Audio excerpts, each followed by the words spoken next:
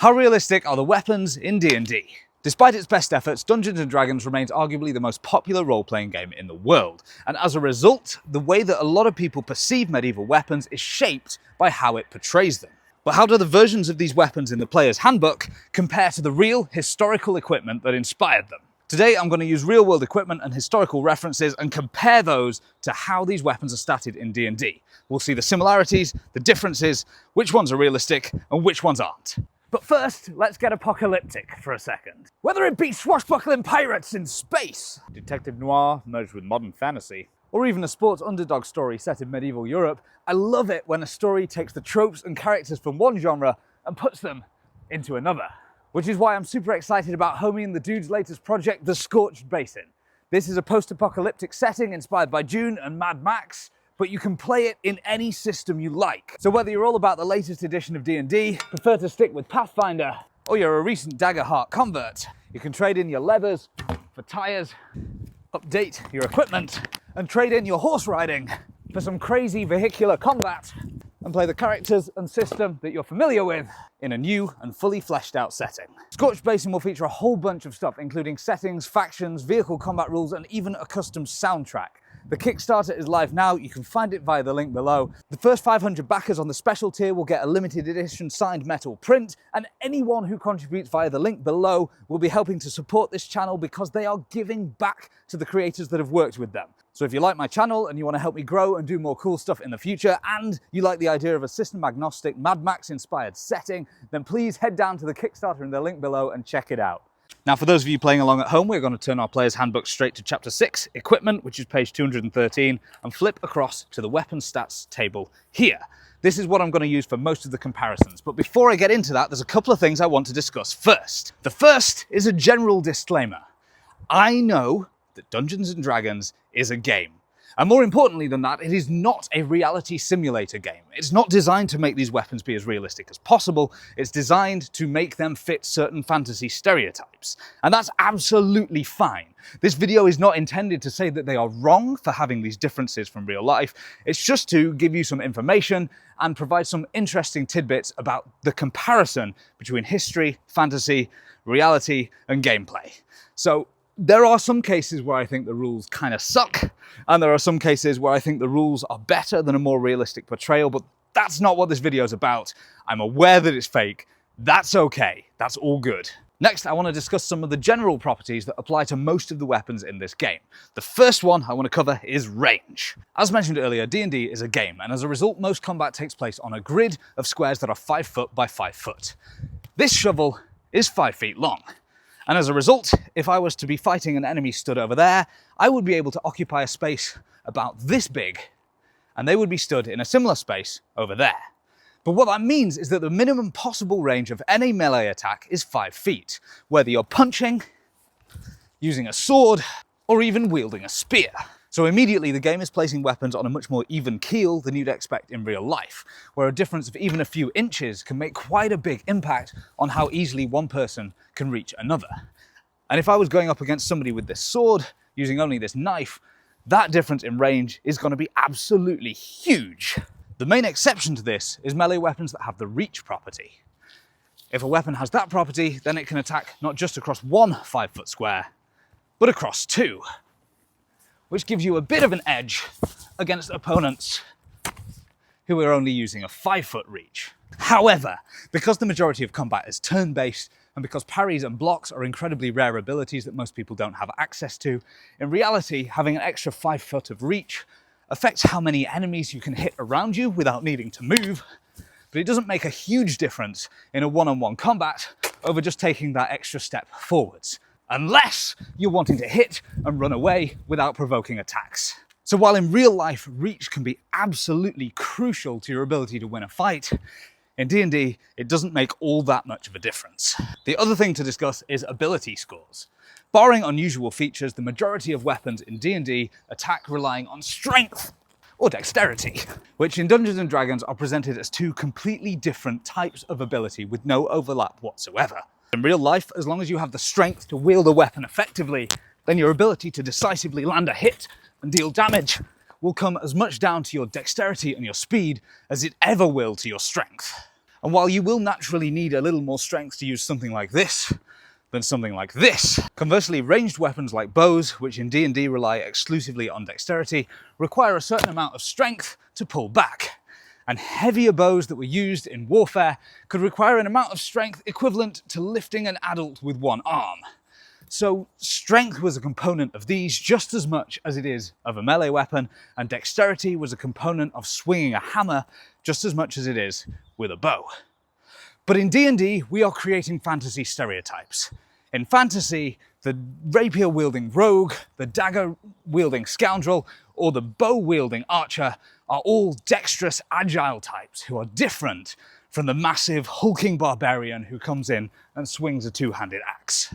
For melee weapons, the main way that the distinction between strength and dexterity comes into play is if they have the versatile property. This is applied to daggers, short swords, scimitars, rapiers, and whips. And all of these weapons can use either strength, if you want to do big, heavy blows, presumably, or dexterity, if you want to do lighter, careful cuts. And really, that's just to allow there to be a weapon that your standard dexterity builds, like rogues, I guess maybe monks in some cases, and archers, can actually use effectively. Another useful general feature of a weapon is whether it is simple or martial. Simple weapons can be used by basically any player character, while martial ones require a little bit of extra training. And to be honest, the difference is really not very clear. In some cases, the martial weapon is very clearly something that requires a lot more skill and practice to get good with. In others, it seems to come down more to vibes of something that seems more like a weapon that would have been used in war, even if it's not actually any better. And in still other cases, there doesn't seem to be any clear distinction at all. But we'll discuss that on the individual weapons. And the last general feature that I want to discuss is damage. A lot of the time in D&D, almost all of a weapon's effectiveness basically boils down to what number can it achieve in terms of damage. And this can be very variable depending on a bunch of things, but it's often very skewed. For perspective, we're going to have a look at the standard D&D commoner, who has 4 hit points and is generally relatively easy to hit. This represents your average, untrained, unarmored, random person wandering the street. And in D&D, basically any weapon could land a fatal blow on this person. As we build it up and we start to look at things like goblins, which have slightly more hit points, or build it into bigger and bigger monsters, it becomes much more of a slugfest of gradually wearing down opponents. But at a basic level, just for taking out random, low-level creatures, a lot of the weapon stats start to make a lot more sense. So, the first weapon that I want to talk about is Unarmed Strikes. They're not technically a weapon, they're not on the weapon list, but they're a great comparison for everything else. If you don't have any additional features to govern your unarmed strikes, your basic strike deals 1 point of damage plus your strength modifier, which means that the average mook is going to hit somebody for 1 point of damage, and the average person that they are likely to hit will not die from that. Even your proverbial 4 hit point commoner is going to be able to take 4 hits from your average person before they fall over. And while that's obviously not strictly the case in real life, it provides a useful comparison for some of the other weapons that we'll see in this. There is no way for somebody without any additional features to instantly punch out a commoner with 1 hit, unless they have well above average levels of strength, which will add additional damage and allow them to punch harder. However, even without additional features, unarmed combat has a huge buff over its real-life equivalent, because it is treated on a par with other weapons. As discussed earlier, you have the same amount of range whether you're punching with your fist or wielding a dirty great two-handed sword. But not only that, you also have an equivalent ability to block attacks. In real life, the biggest disadvantage of going unarmed into a knife fight or a sword fight or something like that is that you have a really limited capacity to block other attacks, deflect them, parry, and otherwise manipulate your opponent's weapon. So the fact that that is completely discounted puts unarmed combat on a much more even keel with armed combat than it realistically should be. But that's fine, because that means that we can have the ridiculously fantasy archetype of somebody who uses unarmed combat to defeat many armed opponents. It's fun, it's a good vibe, it's worth keeping in the rules. So, onto the weapons table. I'm going to start with simple melee weapons, I'm going to move on to simple ranged weapons, then martial melee, martial ranged, And I'm going to end with bows and crossbows, which I'm going to put in a little category of their own because they're kind of my specialist subject. So let's start with simple melee weapons. For the most part, these make sense. They are the kind of weapons that you'd expect somebody without too much training to just pick up, hack away at somebody with, and be able to do some damage. We're going to start here with our D4 boys, which is a club, a dagger, a sickle, and a light hammer. In some cases, it's very, very clear what these are meant to represent. There's really no doubt about what exactly a sickle is meant to be. And a dagger probably also includes various forms of knife, as well as the thrusting-only dagger. For a club, I'm using a stick here. It's basically any lightweight, bludgeoning weapon that somebody might just pick up and decide to use. But a light hammer is a little bit weirder.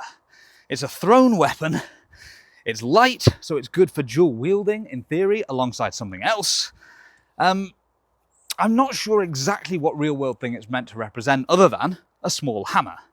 But realistically, while I can throw this, it's not really designed for the job. The crucial thing to bear in mind about these is damage. Because even in the hands of a completely untrained noob with completely average levels of strength or dexterity, any of these weapons deals 1d4 of damage, which means that they have the capacity on a good roll to take out a commoner in a single hit. Which kind of tracks. Even without any training, you can land a fatal hit with something like this. And with the additional training that will add additional damage onto it, then these do become very, very effective weapons. At least outside of a martial context. If we're going up against something slightly tougher, like our proverbial goblin, which has 7 hit points, then we're going to need to be able to either hit them a couple of times, or we want to add some strength or dexterity to deal additional damage with those blows to be able to try and take them out a little bit more quickly. But that kind of tracks as well. These are not big, heavy weapons. You wouldn't expect them to deal as easily large amounts of damage as something like a sword or even a spear. So it kind of tracks. The other thing is that these two at least have the thrown property, which means in theory that without any additional particular training, I should be able to stand 20 feet away from my target and yeet one or the other at these and be able to hit it, which kind of tracks. I'm a little bit less convinced about the long range, which implies that someone could stand 60 feet away and again, without any additional training, be able to at least stand a chance of getting either weapon the right kind of distance. But there's at least some capacity there. I will say that for the purposes of this list, I find the sickle a kind of weird inclusion. I think it's good that there's a D4 slashing weapon on the list, but I think a knife, like a slashing knife as opposed to a stabbing dagger, would have been a more versatile inclusion that could then be easily extrapolated to include things like sickles. I understand there's a druidic stereotype of wielding sickles in battle, but they really realistically weren't used all that often, and they really actually require a little bit of skill and forethought to be able to use effectively. Basically everything else I've covered so far, barring the club, which has the slow property, which makes sense. Basically the idea is you hit somebody with it and the bruises and the damage caused by that are making it a little bit harder for them to run quite as fast, they lose some of their movement speed. But the others, the light hammer, the sickle and the dagger all have the nick property, which basically makes them better for dual wielding. You can dual wield them faster without requiring a bonus action to do so, which makes sense for the daggers. Daggers are a common dual wielding thing in Screamer and stuff like that. The light hammer and the sickle, again, I'm not sure why these have been designated as perfect dual wielding equipment for simple weapons, but they have. Next up, we have our D6s, which is a Handaxe and a Mace. Now, I don't actually have a mace, but we can kind of extrapolate and we can look at different things. The Handaxe absolutely tracks. This thing has a bit of heft to it. You can use it for chopping wood. It's gonna deal slightly more damage for the average person than a dagger. It will make a bigger hole in your enemy. It will fell them a little bit faster, even if both could very easily deal fatal damage. The other thing about it is that it makes sense as a simple weapon. The vast majority of people in a medieval setting would have had relatively easy access to something a bit like this, a chopping, single-handed axe that is either used for splitting wood or is a genuine combat-focused thing, which is why this thing also has the thrown property. I could stand at my 20-foot mark, chuck this thing directly into an enemy and expect to deal a decent amount of damage. This has the Vex property, which means that your next attack has advantage if you manage to hit them. I don't quite understand the logic of that, but I can only assume it's because you have managed to get your eye in, you've managed to judge the distance for that spinning throw. You know now next time where you need to stand and how you need to throw it. So I'm going to assume that that's what's going on here. It's just getting your eye in and making it a bit easier to hit again. And then we have the Mace. This is, again, my club prop because I don't have a mace, but it's a slightly odd inclusion for me. Maces typically were martial bits of equipment. People didn't just have a mace lying around. They would only have one if they were intending to take it to war. They were specifically designed for using in battle against other people. It wasn't just a club with a few studs in it.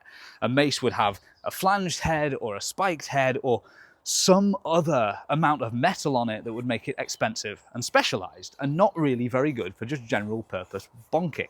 Its damage therefore feels a little bit low, especially when compared to martial weapons like the Morningstar, which are pretty much equivalent things, realistically speaking. But I feel like the only real reason that the mace is on this list is so that clerics can use it without requiring martial weapon training, and it does seem to be an iconic cleric bit of kit. The mace is a little bit like the club in that its mastery property allows you to make your enemy have a harder time.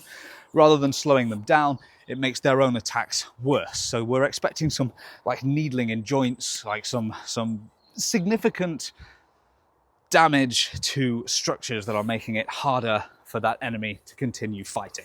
I quite like it as a feature. It's a little bit more useful than slow, so it makes the mace a little bit more useful than the club. They are ultimately relatively easy to use without too much skill, so I can kind of see why it's in the simple weapons, but it doesn't quite fit the idea of the distinction between simple and martial for me. So while I'm struggling to grapple with that distinction, let's move on to our sticks. Quarterstaffs, spears, and javelins, I don't have a javelin, I have a pitchfork, which probably fits better a spear, but still, are all in the category of simple weapons. Quarterstaffs and spears have something in common, spears and javelins have something in common. So let's start with these two. Both of these are versatile weapons. This is the first time that we've seen this property so far. Versatile means that you can use it either one-handed or two-handed. And in the case of the quarterstaff, I'm not quite sure what they were thinking. The spear makes slightly more sense because you are just gonna do more damage with a one-handed thrust with a sharp bladed object than you are with a blunt stick. And wielding a shield alongside that means that actually I am still getting some effective stabbing in that would allow me to deal some decent damage in a fight. So it's not hugely dissuaded, but again, you get a little bit more damage if you're willing to use two hands, which is why we have the versatile property. Both of these have graduated us.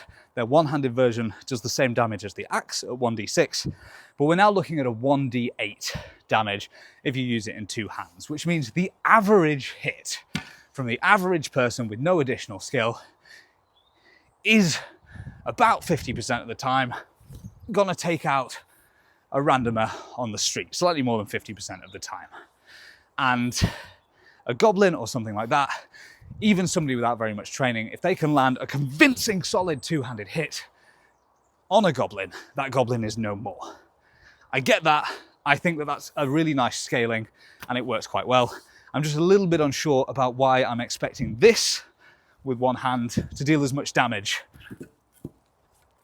as this with one hand. Interestingly, we've now switched up the properties a little bit with this because this is the first of our bladed implements to deal a debilitating effect. This one has the sap property, so again, it's making it more difficult for enemies to make their continuing attacks, which I guess fits nicely because you are relying on potentially making multiple fast and small attacks with this to defeat your opponent rather than necessarily doing one big debilitating strike. Our quarterstaff has now got the topple property, which gives it the opportunity to sweep somebody off their feet, which is 100% one of the great uses of close quarters grappling with a staff. You can hook it around the back of somebody, give them a shove, topple them over, or do something else like that. So that is really nice and really flavorful. And I like the use of weapon mastery properties in cases like that. Now, if we start to compare the spear and the javelin, again, I know this isn't a javelin. The javelin does not have the capacity to be wielded in two hands because it is just a small stabby boy, which makes sense because the primary use of a javelin is throwing. The spear has the same thrown range as the axe, which again sort of makes sense from your 20-foot range, but the 60-foot maximum, at least for this one, which is kind of a heavy spear, is starting to feel a little bit of a stretch, because that's only around 40, but our javelin has a base range of 30 feet, which is about here. Whoops, which sort of fits. I managed to spear it either side of that spear, but it has a maximum range of 120 feet. I don't know anybody who's throwing a javelin 120 feet without significant amounts of martial training. And it makes me feel like the javelin actually might fit better in the martial category in order to unlock that extra thrown weapon range that you simply don't have with any of the other simple weapons. The interesting thing is that the javelin has been given the slow property, which fits with how the Romans, for instance, would use their pila, their javelin, which you would expect to throw at an enemy and hope that the iron head will embed itself into a shield or something like that and drag it, slow the enemy down, force them to discard their shield or something like that. So it's basically weighing your target down by hitting them with it, which I also quite like. And then the last thing on this list is the Greatclub.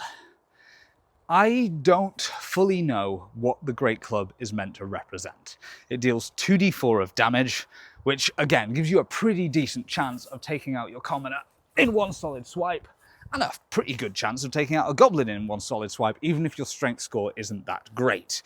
It has the push property, which is the first time we've seen that so far. You can swing it at an enemy and expect them to be pushed back 10 whole feet, which is like getting hit and flying back all the way to here. And this applies even to large creatures. So in theory, you could take one of these, wallop a horse with it, and expect that horse to go 10 feet back, which is obscene. So this is very clearly a big, heavy bit of kit. I'd be tempted to say that it represents something like the Carnarbo, but a Carnarbo is definitely a martial weapon. It requires a lot of skill to use effectively. So I'm not fully sure what the idea is here, or if it is just meant to be a random improvised big heavy bit of kit that isn't particularly specialized, which it could well be, but it's a very specific category. The other interesting thing is this weighs 10 pounds, which is, this doesn't weigh anything near that. It places it at joint second for heaviest weapon in this entire list, but it doesn't have the heavy property. And there are other melee weapons which weigh only 6 pounds that do have the heavy property, which rules this out for things like Great Weapon Master, which would allow it to deal additional damage as well. So it feels a little bit of an undecided thing. It feels like there wasn't a very clear inspiration in mind when the Greatclub was added, and I don't quite know exactly where it's meant to fit. And then we're on to ranged weapons. Barring bows and crossbows, which I'll talk about later, the simple ranged weapons are a dart and a sling. A dart is functionally identical in almost every way to a dagger. I don't really know why it exists as a separate category here. The thing that I'm thinking of is that it's probably inspired by the Roman plumbata, which were basically martial weapon darts that they had that they would carry with them. They were big, they were like lawn darts, essentially. But the image for it in the book looks more like a dart that you would use for playing darts in a pub with. Its main advantage compared with using daggers is that it is quite a bit lighter at 1/4 pound rather than a pound, so you can carry a lot more of them, and you can't use it as a melee weapon even if you want to. So for the most part, I don't think there's a lot of point in these. It has the same mastery property, the same range, and the same damage as something else, which gives you a lot more options. The other one is the sling. Now the sling feels a little bit maligned here. It has the weakest damage of any ranged weapon, although it is the only ranged technique for dealing bludgeoning damage.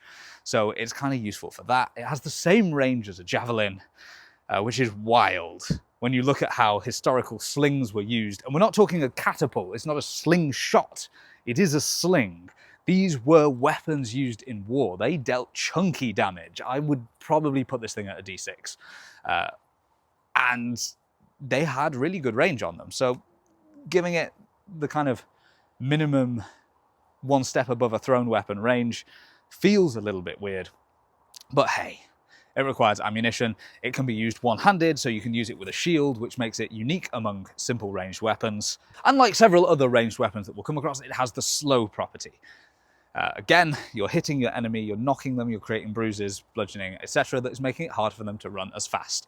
In which case, let's move on to the martial list. We're going to start with our D6 boys, which is the Scimitar and the Shortsword. Both of these are 1d6, one-handed, sword-like weapons. The Scimitar deals slashing damage, the Shortsword deals thrusting damage. They are comparable in their damage to a Handaxe, which I think tracks reasonably nicely. They also both have the light property, which means that both are intended to be reasonably able to be dual-wielded. The Shortsword has the Vex property, which gives you advantage after landing a hit, assuming you've kind of created an opening in your opponent's guard, while the Scimitar has the Nick property, which makes it even better for being dual-wielded because you don't need your bonus action to do it, which kind of fits with some of the flowier Eskrima and so on and so forth type dual-wielding combat styles. I don't really have too much to say about these. I think they fit reasonably well. They are one-handed weapons, so they deal less damage than a two-hander.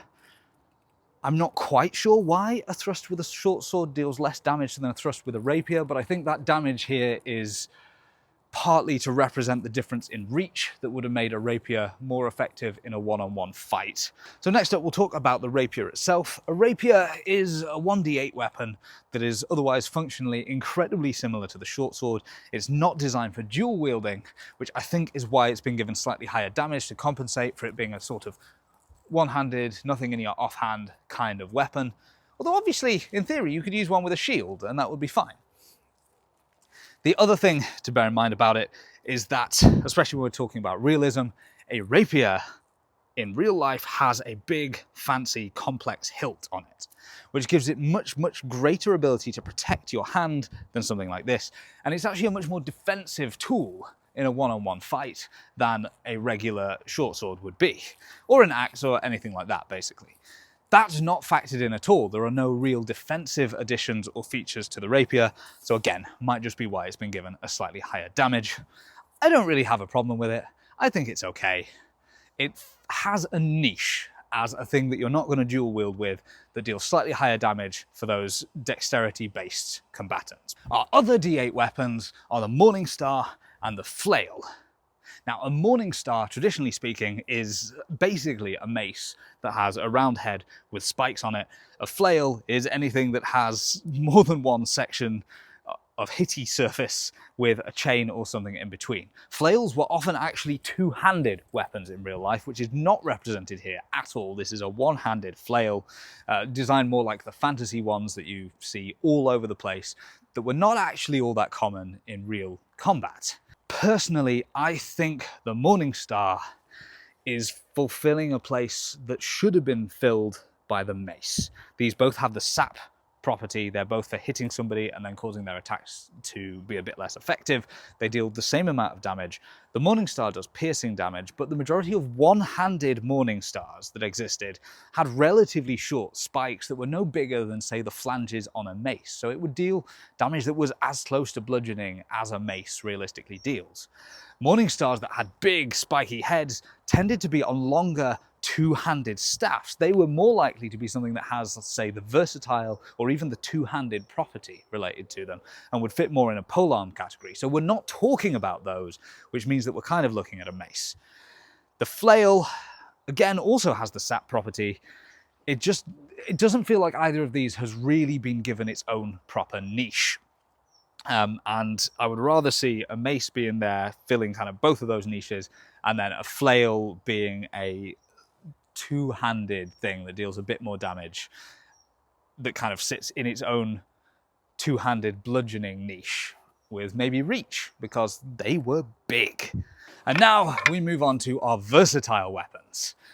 These, as a rule, deal 1d8 damage in one hand, but can be wielded in two for 1d10. This is the first time we've seen the 1d10 damage die used in this listing, and it's a pretty big one. Again, if we compare it to our random commoner, most people are going to take out a commoner in one hit with a Battleaxe, a Longsword, or a Warhammer. They are also going to have a pretty decent chance at this point of taking out a goblin in one hit. Sort of a third of the time, this 7 hit points goblin is going down to somebody with no real amount of skill. And that fits. Being able to swing an axe in 2 hands gives you a lot of leverage and a lot of power. The same applies to a sword or a warhammer. They're martial weapons. You need a bit of skill to use them effectively, but we can assume that someone with martial weapon training already has that. But in real life, the versatile property is a little bit more blurry. There aren't many weapons that could be used equally as well by the same person in either 1 or 2 hands. You'd need quite different techniques in most cases. And you're giving up probably quite a lot of speed by using a 2-handed thing in 1 hand. And you're giving up a lot of range by using a 1-handed thing in 2 hands. So versatile is fun for these kind of games, but a little bit less clear-cut than that in real life. But again, we're supplementing damage in for other features here to kind of make that work. But with the addition of mastery properties, each of these has kind of developed its own niche. Our Battleaxe has the ability to trip people and topple them, either by presumably using this end as a bit of a hook, hooking it around and pulling, or by using the butt end of the haft, again, to trip, shove, and smack. We've then got our Longsword, our sort of 1 or 2-handed sword, which has gained the ability to sap. Similar to some of the other weapons we've seen, we are expecting cuts that maybe do a bit of bleeding, which isn't represented by damage here, but is represented by a lower ability for that person to make their next attack. We are creating openings and reducing their combat effectiveness. Meanwhile, if we take something a little bit more like this, we can swing this at somebody, and once again, we can send them flying 10 feet into the distance as though it's a baseball bat and they are a particularly large and aggressive baseball. I still think, for any weapon on this list, the ability to knock a horse back 10 feet with a strike is obscene. But in terms of the visuals and the fantasy vibe of it, I absolutely love the idea that you can see somebody coming, they get in close, you maybe block their first attack, you swing this at them and you send them flying backwards.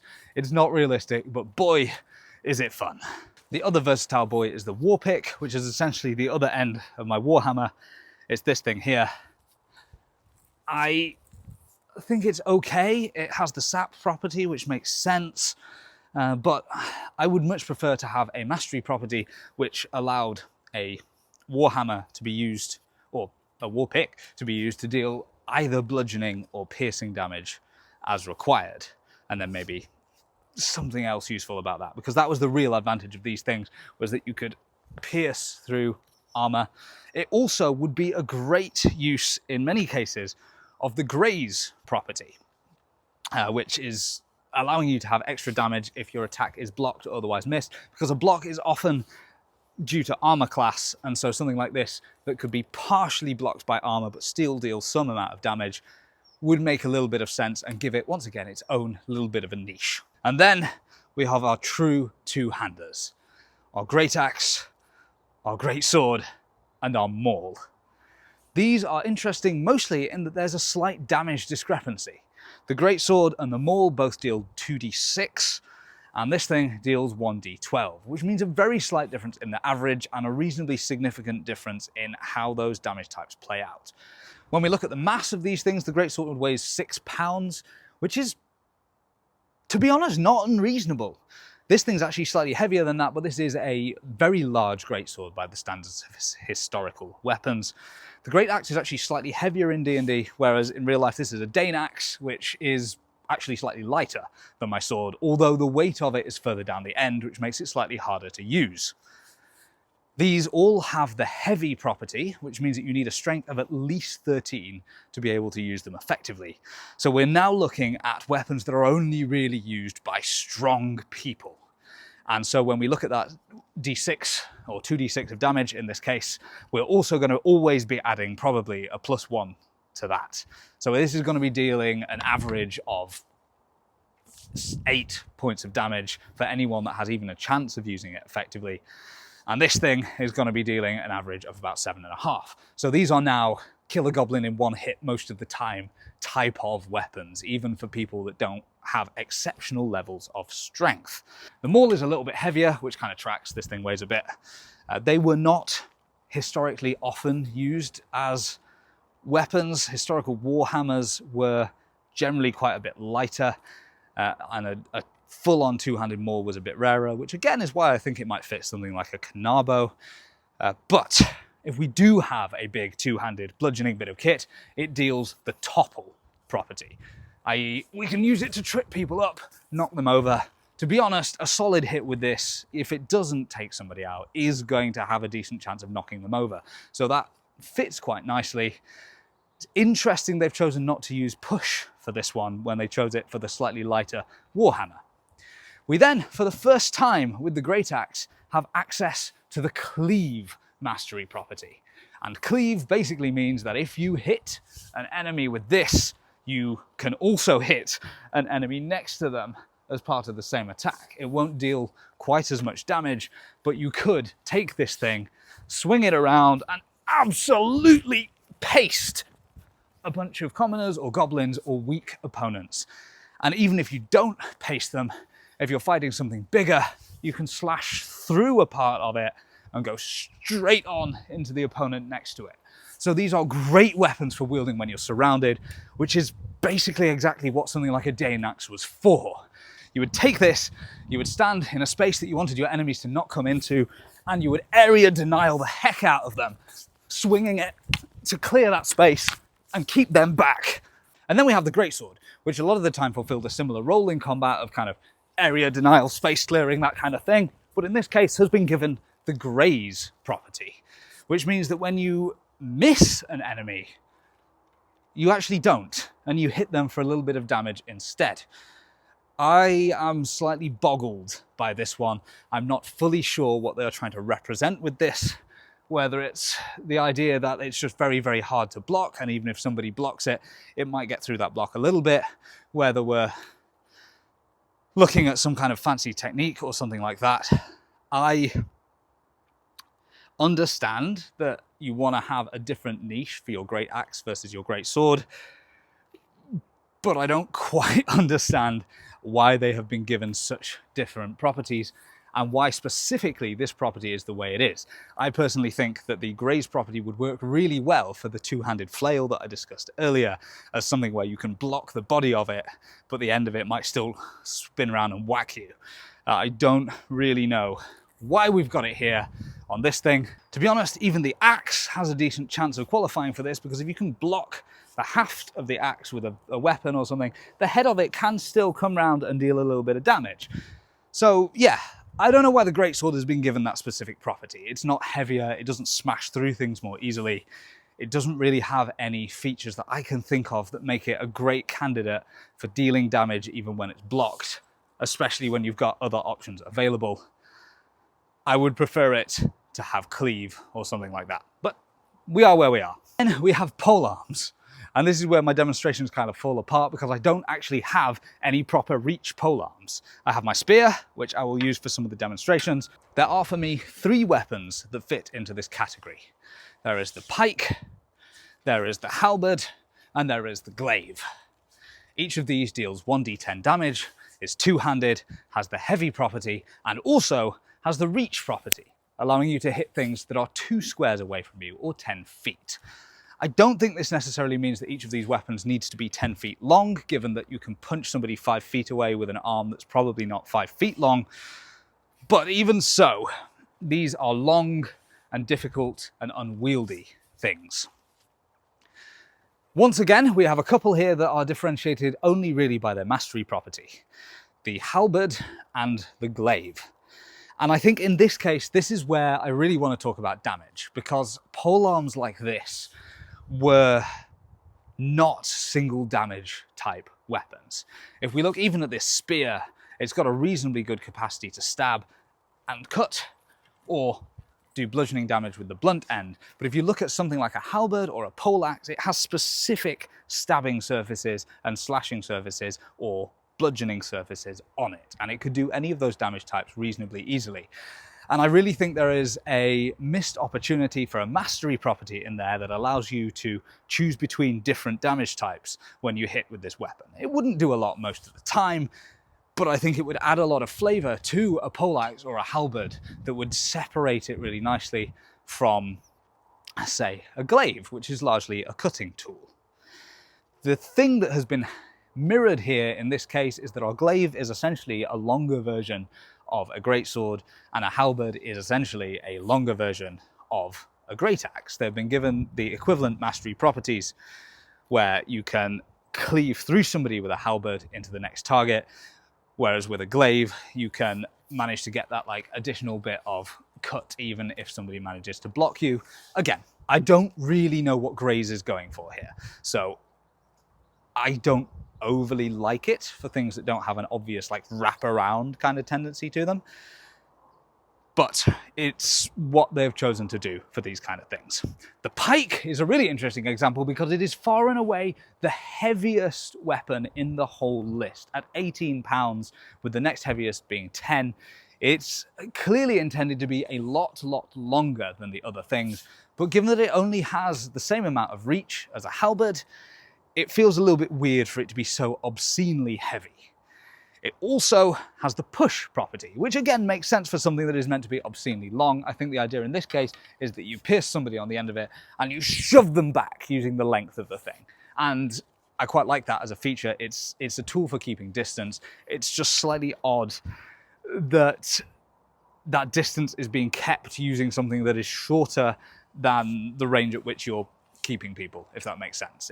It was a tool for keeping back cavalry and things like that, keeping them at a distance, but you would do that using the length of the thing rather than by hitting them and sending them flying like off the end of a gun. As I've said before, something I would really like to see here is the flail or some other kind of bludgeoning reach weapon, whether it's a lucerne hammer or something like that. These weapons existed and they were used, and it would help to create something that feels nice and different from the others. The last one from this kind of category is the lance, which I'm counting separately because it's a slightly weird boy. It has the topple property for knocking people over, and it also has the weird additional feature that you can use it one-handed if you're on a horse, which makes sense. That's what lances were for. The weird thing about a lance in this case is that you can use it two-handed when you're off a horse. A lot of lances, at least in later medieval periods, were very specialized for use on horseback. And while you could improvise one as a spear or something like that, it's not going to function as well as a pike when used in two hands off a horse. And then we have the weird boys. The Trident, which obviously this is a bident, but if you gave it an extra prong, we're kind of there, is essentially an upgrade of the spear. Its 3 prongs, presumably, are what gives it extra damage, allowing it to do 1d8 when used in one hand or 1d10 when used in two. It has the topple property, which, I don't know, maybe you're using the prongs in some way to trip somebody in a way that you can't do with a spear. And it has the thrown property at the same kind of range that the spear has. So it's just a spear that deals more damage and has a slightly different weapon mastery property, which I hate. I really hate that for this, because a trident is a much more specialized and much less generally useful weapon than a spear in real life. A trident was never really a weapon of war in most cases, barring the Roman gladiators who used it for sport, but they deliberately chose weapons that were thematic rather than necessarily useful. And in almost all cases, a spear is a better weapon than a trident. This is a martial weapon. It requires more training to use than the spear, and it is better than the spear. And I really just don't get why that is. I don't like that. And I'm lying, because I do get why it is. It's because they want to have creatures that wield tridents, like sea creatures and things like that. Like, it is 100% a martial weapon and a better weapon than the spear for vibes and vibes alone. And while I can respect that, I don't have to like it. And then there is the whip. The whip is a really unusual weapon in the context of this because it is not really a weapon. Whips were designed mostly to cause pain, with damage being secondary. They weren't used in war, and that's why it only has 1d4 of damage. It also has a really interesting niche, which I think owes more to Indiana Jones than to anything hugely more realistic than that. It has 10 foot of reach, and it is a finesse weapon, so it can be used with dexterity while giving you extra reach, which allows somebody who's fast and light on their feet to land a hit without getting into melee range with their opponent and then continue on running without risking opportunity attacks because of it. It has the slow property, which then prevents your enemy from chasing you quite as easily, which again, probably you've inflicted wounds that are making it harder to run. I would prefer, for the like thematics of the Indiana Jones style of vibe, if it had something more like topple, some kind of like whip their legs out from under them kind of thing. I think that would be more fun, but on the whole, it's okay. It's not my fave, but I like that it has probably the strongest niche of any of these melee weapons. And then we move on to the martial ranged weapons, which, barring the bows and crossbows, are guns and blowguns. I don't have too much to say about the guns. They fill a reasonably okay niche of dealing more damage at a relatively short range than equivalent bows and crossbows. Your pistol has Vex, which is a common thing for the kind of lighter, more one-handed, faster types of ranged weapon in this setting of allowing you to get your eye in and then shoot a little bit better. You've got slow from the musket, which tracks also with how some of the slightly larger ranged weapons are used, of knocking somebody slightly back but not sending them flying. They deal good damage. They have relatively short range because they are intended to simulate the kind of early firearms era, which was what happened. These firearms were not as good at range as the bows and crossbows of the time, but they were easy enough to use for somebody who had a little bit of training. They have the loading property, which means you can only make one shot per round, which gives them a really odd niche here, because most characters that can make only one shot per round can't use martial weapons. So there's only a handful of characters for which a gun is going to be the best option. But hey, it's there. The handy thing about the pistol, of course, is you can whip one out while you're in the middle of fighting with another weapon. So you could be using something that is a versatile weapon, and then you could just one pistol, go back to fighting. So it definitely has a niche. Most people, I don't think, are playing guns in D&D because you'd use a more modern system. And then there's the blowgun. The blowgun is another example of a weapon that has a very, very specific niche. It deals only 1 point of piercing damage, and it's loaded with needles, and is very clearly intended to be a means of delivering poison, which kind of tracks with the stereotype of how they were used in real life, and how they often were used in real life. So, no, not too many worries there. The Vex makes it easier to hit somebody the next time. Again, it's getting your eye in. It feels a little bit of a cop-out that so many of the ranged weapons have that same mastery property, but it's okay. And then there were bows. Slight disclaimer here, I'm on some of my lighter bows today because I'm nursing a slight shoulder injury, so I won't be doing any of the heavy bow demonstrating, but we can have a quick look at these and run through what is going on with them, why I don't like it, and why that probably means I'm just too much of a nerd.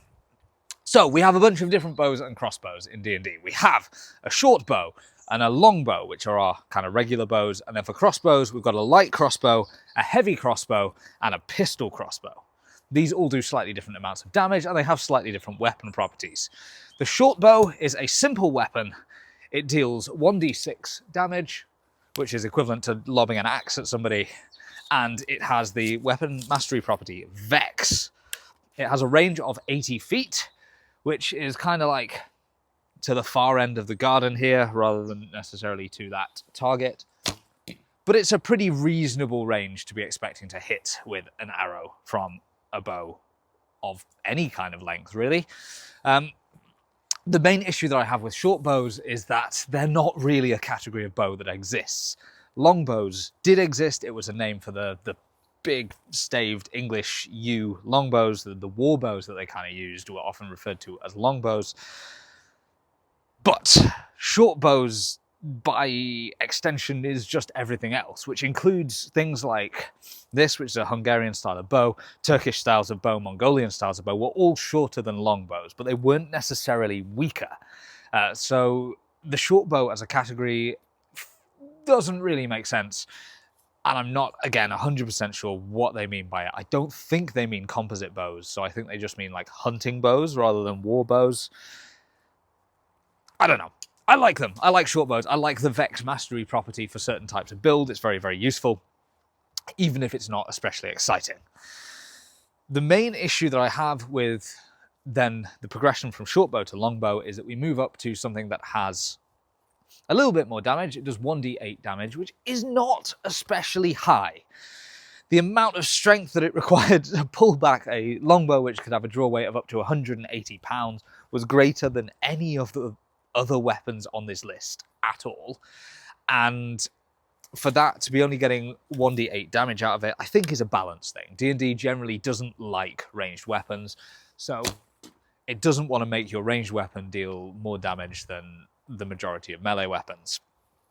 I can kind of understand why. It has the slow mastery property, which is also not especially fun. I think some kind of over-penetration, like cleave, would be quite exciting.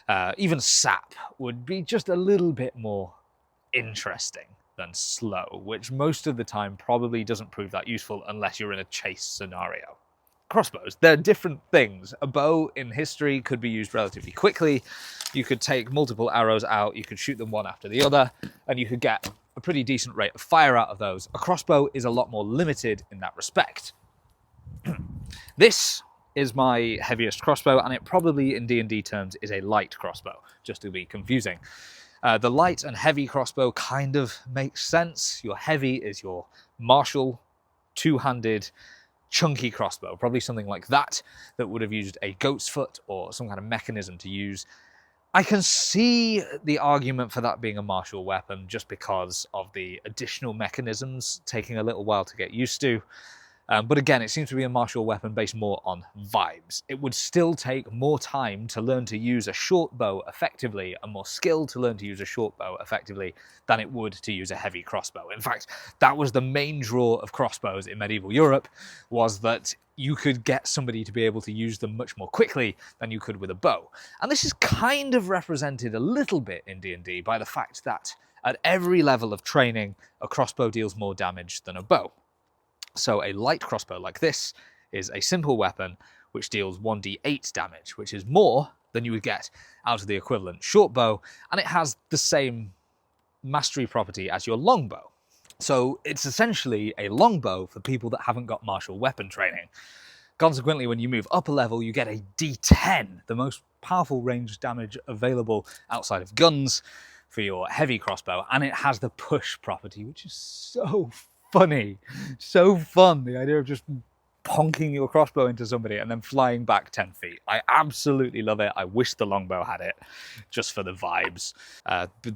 They deal more damage than the bow, but they have the loading property, which means that you can only shoot one attack per turn, which is absolutely fine. That makes sense. They are slow. In fact, it's quite generous to take a weapon like this and say that someone should be able to make a shot every 6 seconds, having grabbed a bolt and also fed that in and then got it ready to shoot. That's difficult to achieve.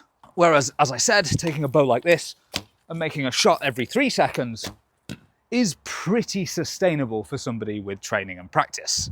I personally think there is an argument to be made for all of the regular bows being martial weapons and all of the crossbows being simple weapons, and the regular bows having damage that is equivalent to the crossbows, because a longbow can put an arrow through armor as well as some of the heaviest crossbows of the time, if not better, because the longer draw length gave them a lot of power that wasn't represented in the incredibly high draw weight but shorter draw length of the heavy crossbow.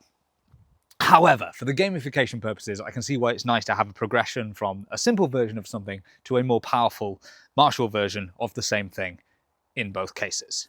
The problem that I have with crossbows is that because the loading property restricts the usefulness of crossbows for builds that can shoot more than one attack per turn, and because people who play fighters and rangers and heck, even barbarians sometimes might want to use a crossbow because they like the vibe of them, we have a feat called Crossbow Expert, which takes away that loading property and makes them just flat out better in every regard than the equivalent bow. The other thing, and the thing I haven't mentioned yet about crossbows, is the pistol crossbow. And it's this guy. Pistol crossbows, in history, in combat, were incredibly rare. The main reason that people like them in fantasy is because they can essentially fulfill the role of guns in a lot of cases. You can whip one out, make a one-handed shot in the middle of your fight. I get it, it's dashing, it's swashbuckly, it's cool. and I don't want to take that away. But what it's not is damaging. This thing has a draw weight of 80 pounds, which puts it at a lower amount of damage than any short bow that I would care to wield of 45 pounds or over, which is a very normal draw weight for a short bow. And taking this thing and cocking it back is reasonably quick. Bomb, like that. I'm not going to do it too much because this one has sustained some damage recently and has a tendency to cause problems. But yes, we can cock it reasonably quickly. We then have to slot the bolt on. It still takes time, and it takes 2 hands. I personally think that this deals less damage than a sling, and I think this should be a 1d4 weapon that potentially comes with the other benefits of it, which is that you can dual wield them and do this other stuff, but at the risk of it being a lower damage thing, just like the whip. I think that would give it a reasonably useful niche without it treading on the toes of something like the short bow, which is a difficult weapon to use in real life, but would deal a lot more damage than something like this, and it would also allow the sling a little bit more of a chance to shine. I think the sling is a harder weapon to use than a pistol crossbow, and I think the sling would benefit from being a higher damage martial weapon, personally. But the thing that I really hate about this is the fact that once you have your crossbow expert and it no longer requires loading, there is nothing in the rules that stops you from using one of these in each hand. And because you can now use a bonus action to dual wield them, you now get more attacks out of these than you did previously, and the bolts are just somehow clunking back into them without you having to do anything. And so it makes them into essentially some kind of machine pistol crossbow type of vibe. But other than that, and with that aside, I actually think that the balance of bows and crossbows is quite nice. We've got the niche of the crossbows being for the single shot type of character, and the bows being for the characters that shoot more quickly. Their amount of damage, while not really comparable to like a greatsword or a great axe or something like that, is still enough to take out your proverbial commoner or goblin in a single hit in most cases. And that's it. That is every weapon on the list. This has taken me a lot longer to get through than I thought it would, so thank you very much if you stuck around to this point. There are details which I haven't even been able to consider discussing at this point. I've not considered the weight of most of these things, for example. But for the most part, if we allow for considering what the game design choices were, I can see a lot of the value and a lot of the idea behind a lot of these choices. There are many that I would change a little bit. There are some weapon mastery properties which I think don't suit the weapons that they've been chosen to go with. On the whole, though, I think the weapon mastery has improved things and given more specific niches for more specific weapons. Let me know what you think. Are there any of these that you like that I didn't like? Are there any that you don't like that I did? And of course, as always, if you want to learn more about how I do archery and my archery tutorials and things like that, you can find those over in Patreon. If you would like to support me and Homie and the Dude, the makers of the Scorched Basin, then please go and check that out. And otherwise, I hope you have a fantastic day, and I'll see you around.